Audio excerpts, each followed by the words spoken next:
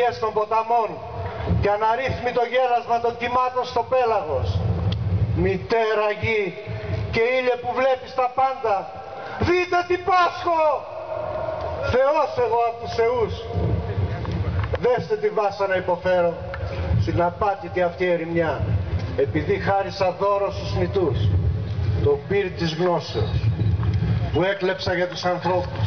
Αυτό το αμάρτημα πληρώνω, καρφωμένος για αιώνες ολόκληρους, δεσμότης εδώ τα μικρόφωνα είναι.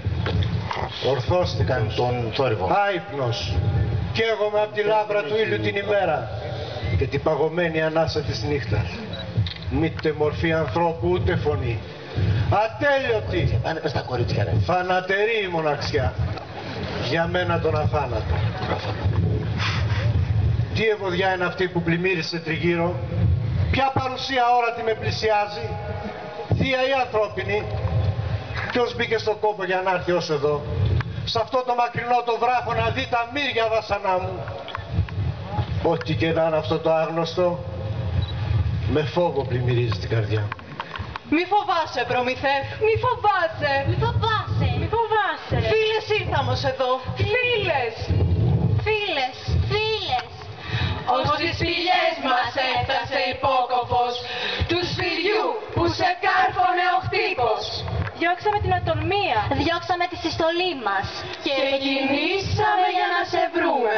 Κόρες της πολύτεκνης Θηθίος και του ωκεανού που περιζώνει τη γη με το ακίμητο ρεύμα του.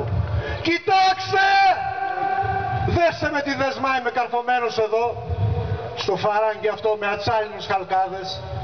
Παρατημένο με άφησε πάνω στον κρεμό να υποφέρω μύρια χρόνια το μίσος το δικό του και την έχθρα των υπόλοιπων θεών. Μαύρη καταχνιά σκοτεινιάσε τα μάτια μας, δάκρυα πλημμύρισαν, βλέποντας να λιώνει στην πέτρα το κορμί σου με ατσαλίνες ζαγκάνες. Μακάρι να με είχε δεμένο κάτω από τη γη, πιο κάτω ακόμα, στο σκοτεινό τον Άδη, στα απέραντα τα τάρταρα.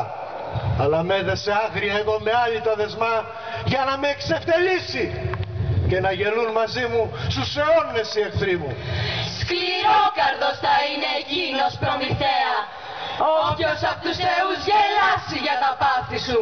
Ποιος δεν συμπονά τις συμφορές σου, εκτός από τον Δία, που καταργώντας τους νόμους τους παλιούς εξουσιάζει τώρα άκαρδα τα τέκνα του ουρανού. Ας με έχει δεμένο στα σίδερα με αυτά τα φοβερά καρφιά. Θα έρθει η στιγμή που αυτός ο ίδιος θα έχει την ανάγκη μου, όταν θα θελήσει να μάθει πως θα κλονιστούν και ο θρόνος του και τα σκύπτρα που κρατάει. Δεν θα με αναγκάσει όμως να μιλήσω ούτε με τις φοβέρες του ούτε με παρακάλια, αν δεν με ελευθερώσει πρώτα από τα άγρια αυτά δεσμά και αν δεν επανορθώσει την αδικία που μου έκανε. Λόγια βαριά, με θράσος ξεστομίζεις, τρέμουμε για την τύχη σου, όσο τη γλώσσα σου δεν την κρατάς. Ο γιος του χρόνου είναι σκληρός και έλεος δεν έχει. Ξέρω καλύτερα από όλους πόσο είναι σκληρός και αυθαίρετος. Θα μαλακώσει όμως μια χαρά όταν το βρουν οι συμφορές αυτόν τον ίδιο. Και τότε να δείτε που θα μαζέψει την οργή του. Και θα έρθει ο ίδιος να μου ζητάει τη φιλία μου. Φανέρωσέ μας. Ιστόρισέ μας αν αυτό δεν θα σε βλάψει. Ποιο φταίξιμο βρήκε σε σένα ο Ζεύς και έτσι πικρά σε βασανίζει. Πονώ μιλώντας, αλλά και η σιωπή μου φέρνει πόνο.